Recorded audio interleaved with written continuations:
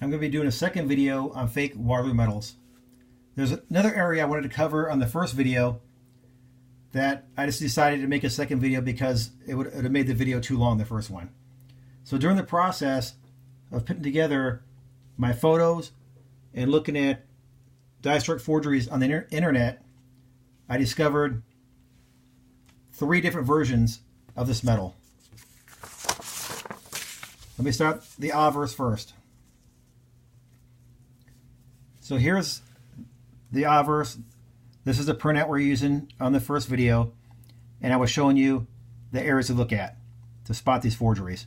The hair, the ear, and the crease in the neck.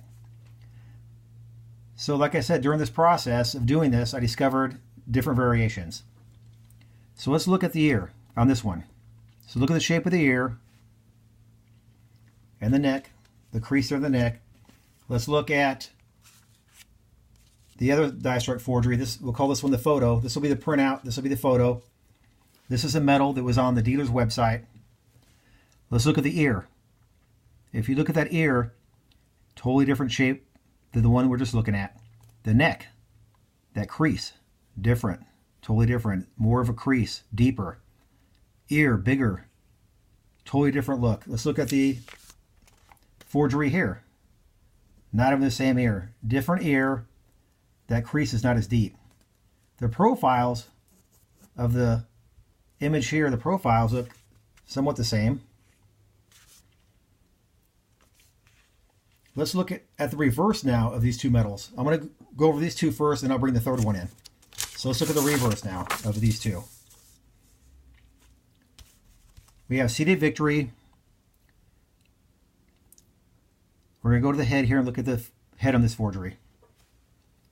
If you see the profile here and look at the detail of the head, the profile, and the chin sticks out at an angle and is pointed. On the profile of this, the photo die-struck copy or forgery, you'll see the chin is more rounded. It's a more rounded chin, but they're both angled. They're both at an angle. So we have this one that's more rounded, bigger chin, and you have this here that points at an angle. Kind of comes a little point. It's at an angle. This big chin's at an angle also. And the profile just looks different than this one. Also, on this one, look at the L's in the Wellington. They're swooping down. They go at an angle, and they kind of curve down. That's not like that on this forgery.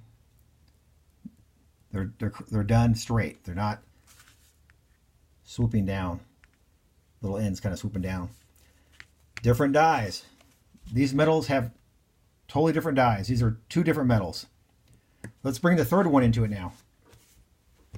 This is the one that I was using for reference on the first video on my iPad.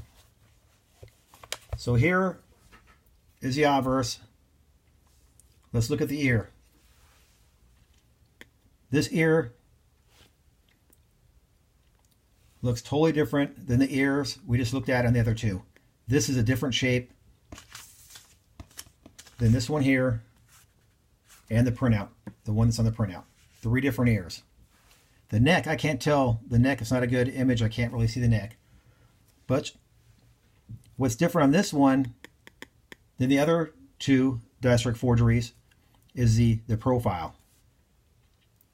If you look at the eye here, the front of the eye, and you look at the ridge of the nose there where it comes up high here, there's a little space there, right? There's not that much space. If you look at this die-struck forgery, if you look at the eye, there's a lot more space there from the ridge, the top up here, to the eye. That eye looks like it's sunken in further than this one here.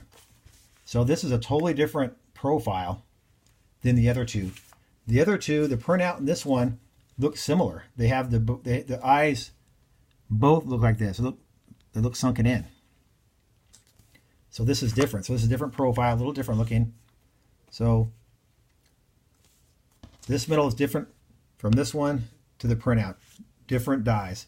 Let's look at the reverse now of the metal. Let's go to Seated Victory. We looked at the other two medals, the other two images of Seated Victory. If we look here, where's the chin at? On the other two, the chin was at an angle. We had the pointed chin, and we got this bigger rounded chin. They're both at an angle. I don't see that anymore. It's gone. Now the chin is more horizontal. But what is different is a nose. Look at the nose. It's got this big hook nose. That's not like that on this Die Strike forgery here. You can see here the head goes down. It's kind of flat, wraps around. Let's show you the original. You look at the original, comes down, kind of that angle there. They're trying to get that look on the Die Strike forgeries, but no details, not there. Now all of a sudden, there's this big hook nose. Totally different. So this is the third version that I discovered. So there's 3 different versions of this Die Strike forgeries out there. There could be more, I don't know. I just discovered these 3. So let's look at the naming now on this one here.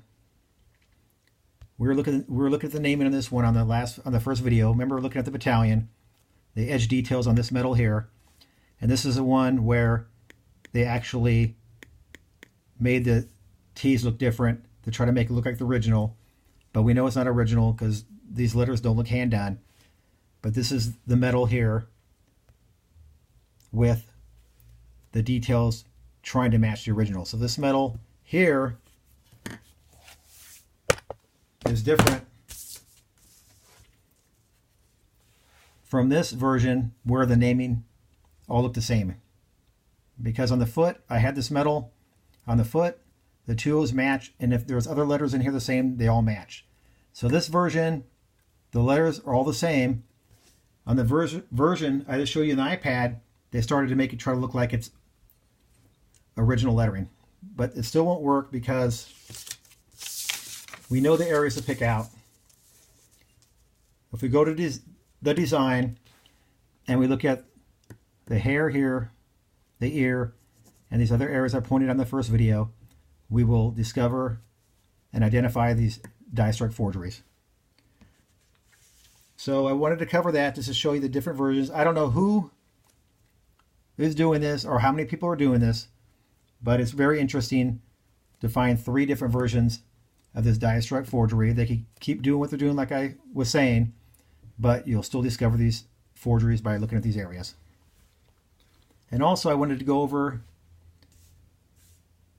the first video. I wanted to go over about the 2 Die Strike forgeries that I purchased. I forgot to go over that I actually got my money back for those 2 Die Strike forgeries. After I got the medals back from Spinks, I went down. Luckily, the guy that I bought the medals from, he had a storefront. So I was able to take the medals down with the research I had. And long story short, I walked out of there with my money back. So for me, it was a plus. I learned a lot about metal collecting and a lot about these Die Strike forgeries. And I know there's a lot of people out there, like I said before, that know these are out there, but there's people out there that still don't know these are out there. So hopefully this video will reach someone and help them identify one of these Die Strike forgeries. So that's about it. Just going to wrap it up. And like I said before, do your research and good luck out there.